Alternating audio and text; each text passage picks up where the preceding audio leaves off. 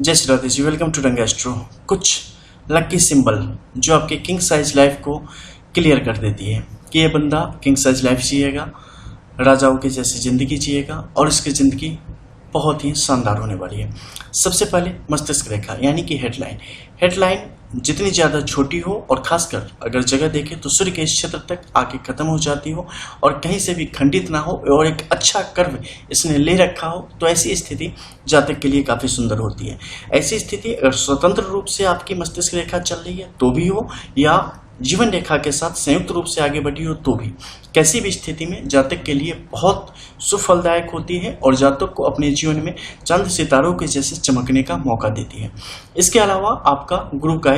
पर्वत क्षेत्र यानी कि माउंट एरिया, ये जितना ज़्यादा बृहद, विशाल और बेहतरीन आभा के साथ लालिमा लिए हुए होगा, जातक को उतनी ही विशाल जिंदगी यहाँ पर प्राप्त होती है और विशाल वैभव जातक को प्राप्त होता है। शनि का ये क्षेत्र, यहाँ पर अगर विष्णु तिलक की स्थिति बनती हो, ऐसी स्थिति जातक के काफ़ी हक में होती है। ऐसी स्थिति आपको गुरु के इस माउंट पर भी चाहे ट्राइडेंट की शक्ल में हो, क्रॉस की शक्ल में हो तो ये आपके लिए काफ़ी बेहतरीन स्थितियों का समन्वय करने का काम करती है, सृजन करने का काम करती है। इसके अलावा एक बेहतरीन सूर्य रेखा जो कि स्पष्ट तौर पे जातक के केतु के क्षेत्र से ऊपर की तरफ आवे या ऊपर से नीचे के इस तरफ में भी आवे तो स्पष्ट तौर पे हृदय रेखा और आपकी मस्तिष्क रेखा को यहाँ पर छूते हुए नीचे की तरफ बढ़े। ऐसी स्थिति भी जातक के एक बेहद लग्जरी पूर्ण जीवन और एक वैभव पूर्ण जीवन को स्पष्ट तौर पे इंगित करने का काम करती है। इसके अलावा बुध के इस क्षेत्र में अगर सीधी अवस्था में खड़ी 1 से लेके 3 तक रेखाओं की स्थिति है और जो सारी रेखाएं ऊर्ध्व स्थिति में यहाँ पर मौजूद हैं यानी कि पॉजिटिव रूप से, वो जातक के एक बेहतरीन जीवन को स्पष्ट करने का काम करती है।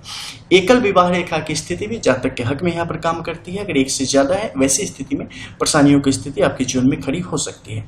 इसके अलावा अगर आप मस्तिष्क रेखा के ठीक नीचे देखते हैं और आपके सूर्य के क्षेत्र में आके मस्तिष्क रेखा यहाँ पर पूर्णतया समाप्ति की स्थिति को दिखाती है और नीचे भाग्य रेखा के साथ सहयोग करते हुए यहाँ पर राजयोग, महालक्ष्मी योग की स्थिति का निर्माण होता है। एक धन पेटी की स्थिति बनती है। ये जातक के लिए अत्यधिक शुभ होता है और यह स्पष्ट करता है कि जातक अपने जीवन में चल अचल संपत्ति से पूर्ण होगा, अपने कर्मों के द्वारा अपने जीवन को बेहतरीन स्थिति तक ले जा पाने में सफल होगा। ठीक इसके सामने ही आपको कई सारी अन्य रेखाएं भी मिलेंगी जिसमें स्वास्थ्य रेखा और बुद्ध की रेखा होती है। बुद्ध की रेखा जितनी ज्यादा यहाँ पर चटक रंग में यहाँ पर उपस्थित हो, क्लियरली हो, बिना कटे फटे हो, इस जातक के उतने ही वैभवपूर्ण जीवन को स्पष्ट करने का काम करती है, जिसमें आर्थिक आज़ादी की स्थिति यानी कि फाइनेंशियली आप हमेशा सिक्योर रहने की स्थिति में आ जाते हैं और जीवन आपका बेहतरीन गति से आगे की तरफ बढ़ता चला जाता है। इसके अलावा बाहरी क्षेत्र में अगर देखें तो उसमें आपको वीनस के माउंट को जरूर देखना चाहिए, क्योंकि इस वीनस का माउंट आपके लिए जितना प्रभावशाली होगा, जितनी बेहतरीन स्थिति में होगी, ये आपके जीवन को उतना ही ज़्यादा आनंददायक स्थिति में पहुँचाने का काम करेगा। हालांकि इन्हें सामान्य तौर पर आप सिर्फ देख के नहीं समझ सकते, क्योंकि यहाँ पे कई सारे लोगों में अगर आप देखोगे तो कुछ ट्रायंगल, ट्राइडेंट, स्क्वायर वगैरह की सिचुएशन देखेगी, बहुत सारे लोगों में आपको नहीं दिखेगी। लेकिन खास ध्यान देना कि ये जो किनारे वाला एरिया है ना आपका, इस एरिया से अगर बाहर का एरिया ज़्यादा ऊपर की तरफ है और ज़्यादा दबाव अगर यहाँ पे अंगूठा रखो तो एक अच्छा खासा दबाव गद्दे की तरह मालूम पड़े, जो कि काफ़ी गहराई तक जाता हो और उसके बाद भी न रुकता हो, यानी कि गद्देदार लगे ही, वैसी स्थिति आपके लिए बहुत ही ज़्यादा राजयोग का निर्माण करती है और शुभ योगों की तरफ आपको लेके जाने का काम करेगी। ठीक इसके अलग अगर आप देखें चंद्र के क्षेत्र में, यहाँ पर किसी प्रकार का जाला नहीं होना चाहिए और यहाँ से अगर एक भाग्य रेखा या दूसरी भाग्य रेखा निकलती हो तो ये बहुत ही ज्यादा शुभ संकेत है। जब भी ऐसी स्थिति बनेगी, जातक को अपने बेटर हाफ की तरफ से भी या जो उनके अपोजिट होंगे उनकी तरफ से भी जातक के जीवन में काफी बेहतरीन परिस्थितियों का निर्माण होगा, शुभ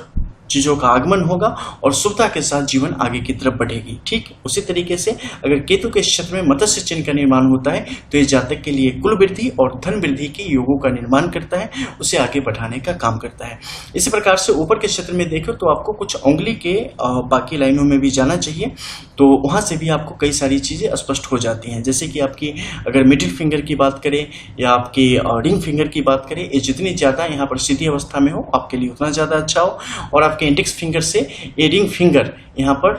जितना ज़्यादा थोड़ा सा ही सही बड़ा हो आपके हक में उतना ही ज़्यादा बेहतर होगा। ए सीधी हो, ए थोड़ा सा छोटा हो तो क्या होगा, धन भी आएगा, सम्मान भी आएगा। ए ज़्यादा बड़ा हो जाएगा, सम्मान बहुत ज़्यादा आएगा, लेकिन वहाँ पर धन निजी उपभोग के लिए आपको नहीं मिल पाता है। ठीक है, संसारिक जीवन में आपकी बड़ी स्वीकार्यता होगी, बड़ी मान मर्यादा होगी, बड़ा नाम होगा, लेकिन धन के मामले में अगर कहो तो वहाँ पे आप कुछ ज़्यादा ले नहीं पाते। ठीक है, और ऐसी अवस्था में कई दफ़े आप देखोगे लोग सन्यासी किस्म के हो जाते हैं और इधर उधर करने में लगे रहते हैं, ज़्यादा उनसे कुछ होता नहीं।